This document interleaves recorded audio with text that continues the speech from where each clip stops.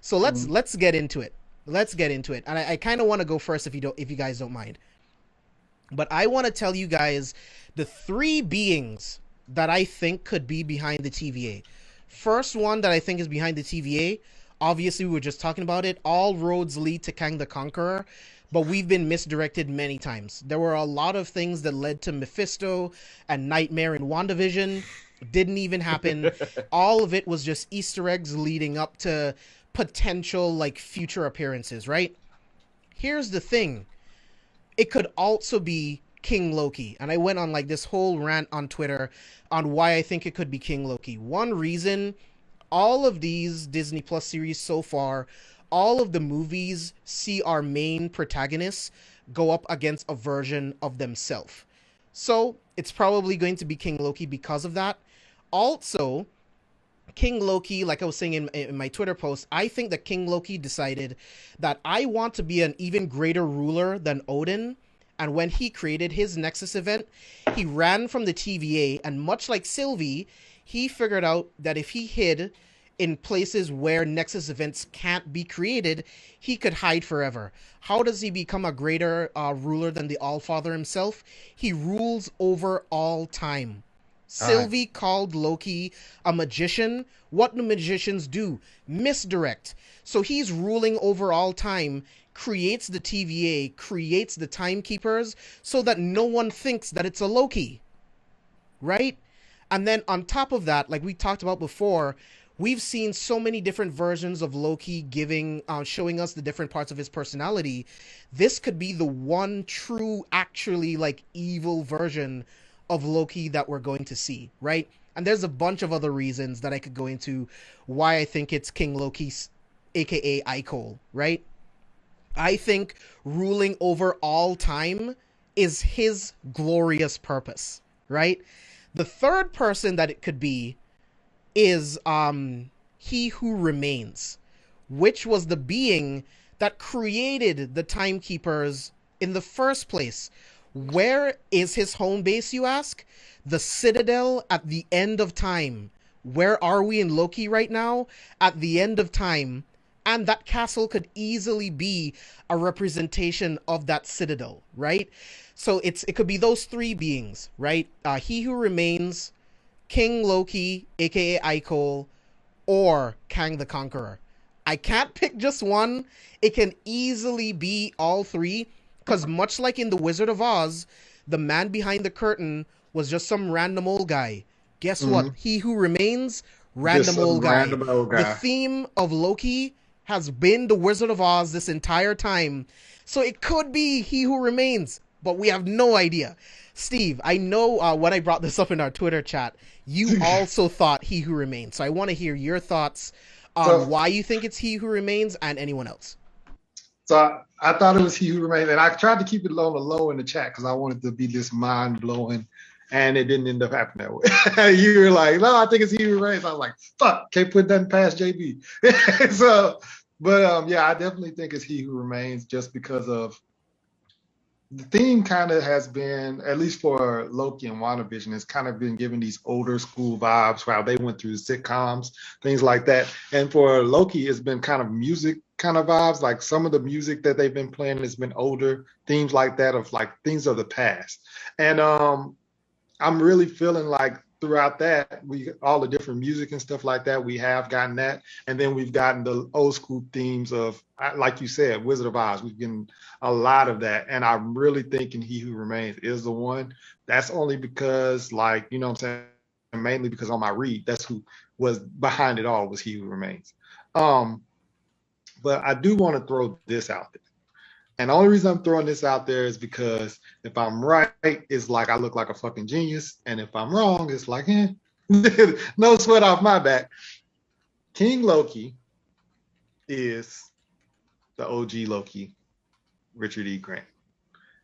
Richard E. Grant cast a spell to convince you that he's dead. We see the dust in the back.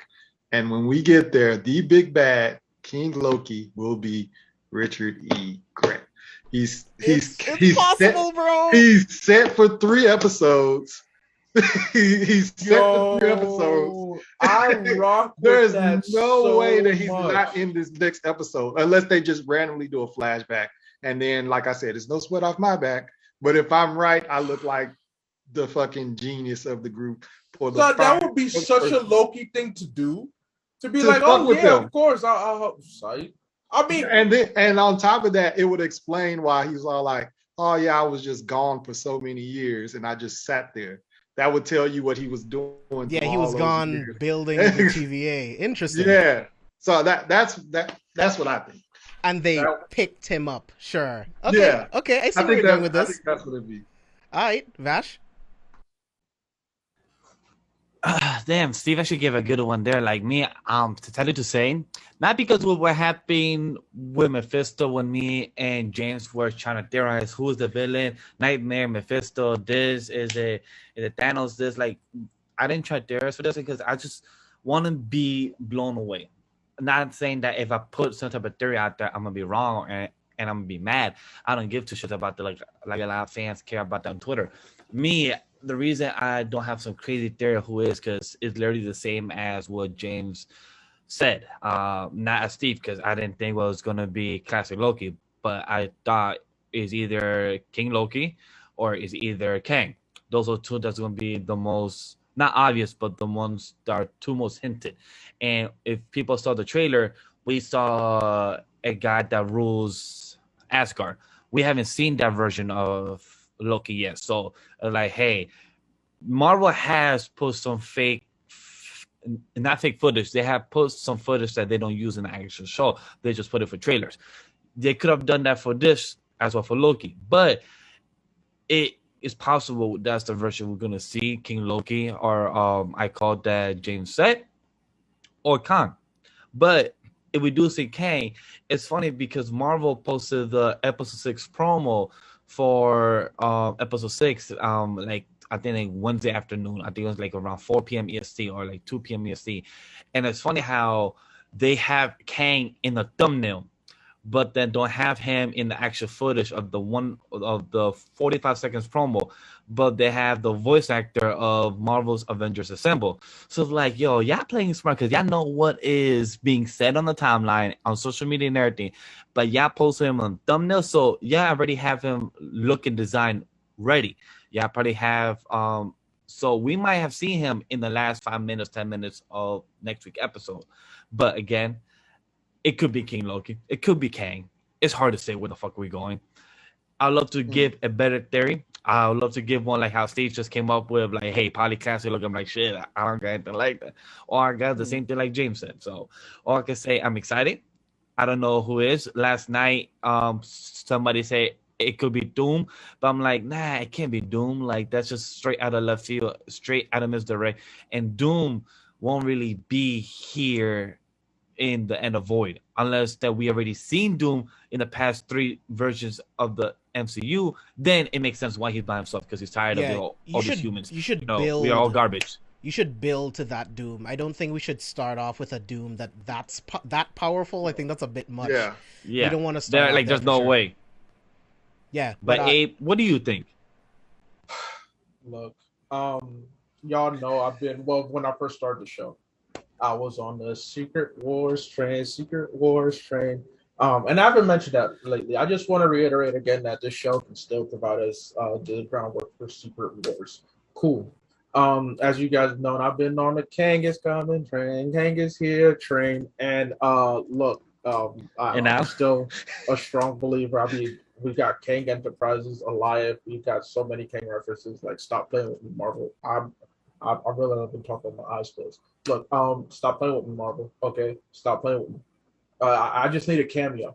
I just need a cameo. 20, 30 seconds after credits. That's all I need to tell me, like, yo, that's Kang. Or like, you know, some in the chat, one of you mentioned, I think JB or Steve or even Vash mentioned that, you know, he could be in stasis. And you know, if you want to have him in stasis and then have Renslayer come up and like wipe the glass and it's Kang, and then boom, it's done, I'm with it. However, thanks to JB, I've realized how important it would be for it to be ALawal, aka King Loki. Although Steve's theory actually makes me even want it to be King Loki even more, especially if classic Loki is King Loki. Yeah, dude. Because for this main reason that I've been mentioning several times, the emotional character development. If you have it be, first of all, if you have it be King Loki, Loki is just seeing a version of himself give the ultimate sacrifice. Loki throughout this whole series has met other versions of himself that, and there was the idea of like, oh, I'm the superior one. No, you're not the superior one. And it's like, oh, you guys are imbeciles, frustrated and whatnot. Be like, oh, they always think they're better than the other. And Loki has kind of been humbled. A word I've said numerous episodes. Loki's always ended up being humbled a bit more. For it to be King Loki, the ultimate evil. King Loki is the most evil version of Loki we'll ever get in comics, as far as I remember. He's known as Loki, the master of evil. He's known as Loki, the god butcher. Like this guy is pure evil Loki. And Loki's always like, yeah, I'm this tough guy. You're now about to meet a real tough guy.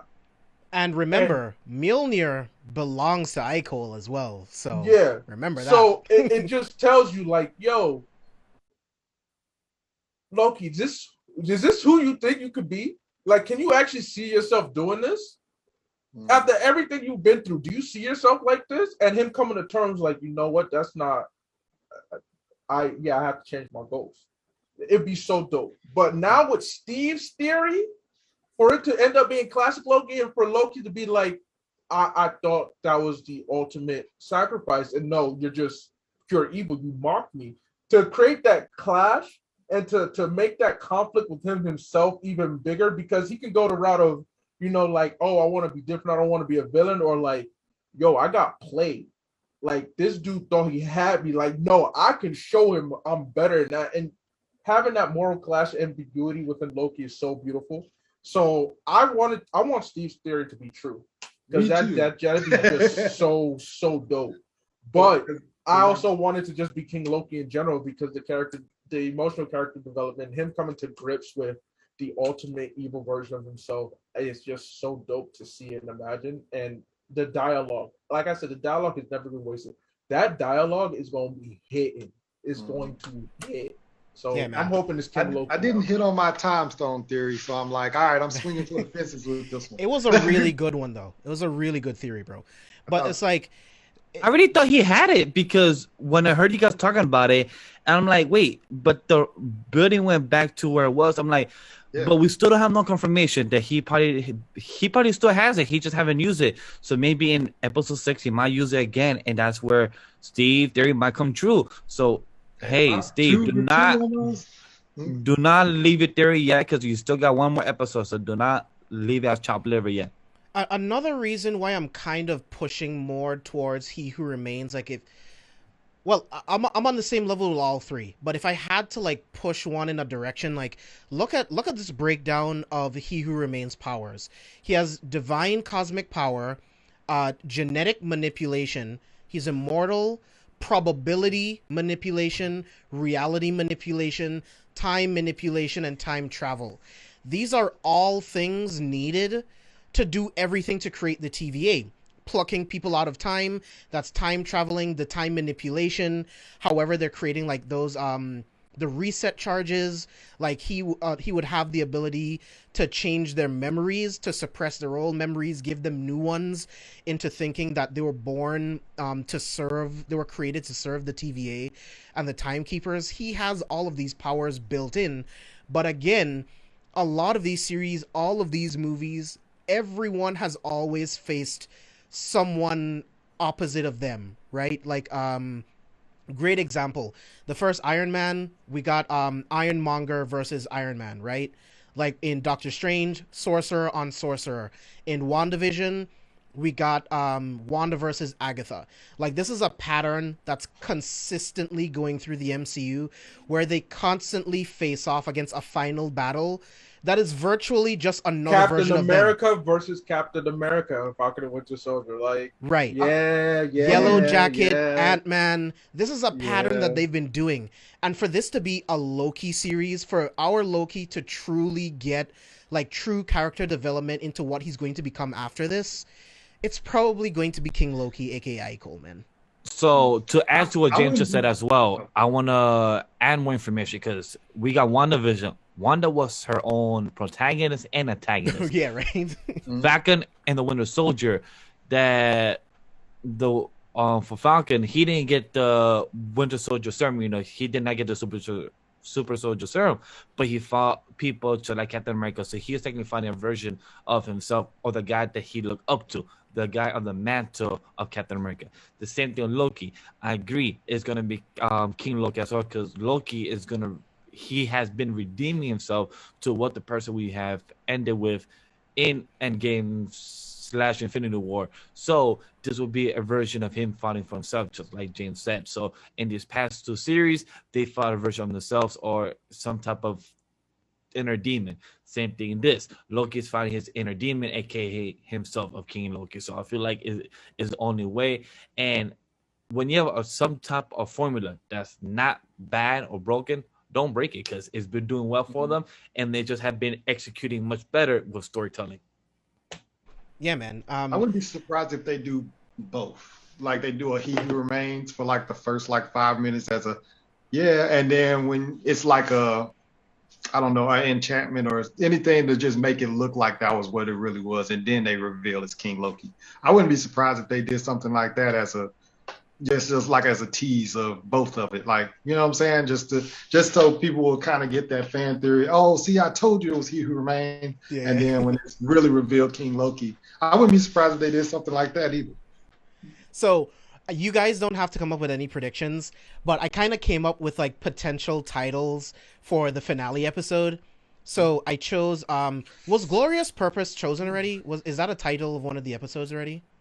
I don't think so. Let me see. I don't think so. I don't think it is, but yeah, Glorious Purpose, Stranger Tales, which is a run where a lot of characters were introduced that we saw in Loki, He Who Remains, or The Citadel at the End of Time.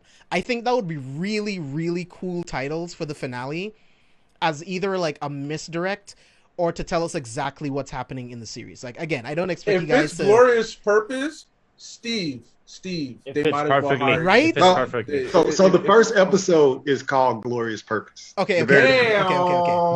Okay, so Stranger Tales, He Who Remains, or The Citadel at the End of Time, I think those would be really, really cool titles for the finale episode. So it's Glorious Purpose, The Variant, Lamentus, The Nexus Event, Journey into Mystery. Okay.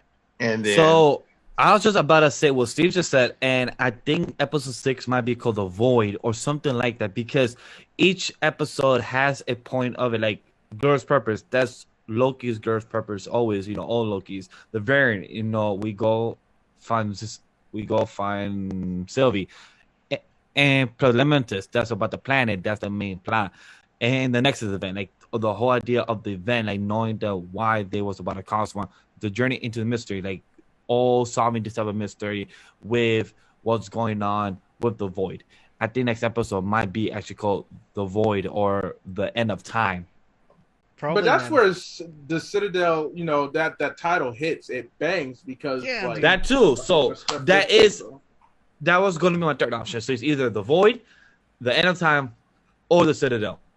Yeah. Any one of those like would be amazing titles for that final episode, man. But we talked about a lot of shit breaking down this episode. This was, like Abe said in the beginning, probably my second favorite episode of the entire series. For some reason, like that Lamentus episode just like really, really hit me for some reason. I love that episode. But man, episode 5 was absolute flames. So many Easter eggs. Like just the thought that the Void could be like a version of Chronopolis. Just the thought of it just blows my mind. As a comic book fan, like I'm losing my fucking shit. It's like, yo, give me Kang. I don't want to wait for Ant-Man 3. Give me Kang. Yeah, man, just give me Kang right now, bro. What if they That's so far name away. I episode can't wait. 6 Chronopolis? I swear to God. I swear to God. I'd I fucking swear to lose God. it. I would lose it, bro. Look, and if they didn't show me Kang, regardless, I'm rioting. I'm never watching. I'm rioting. If you go tease me like that, I'm rioting.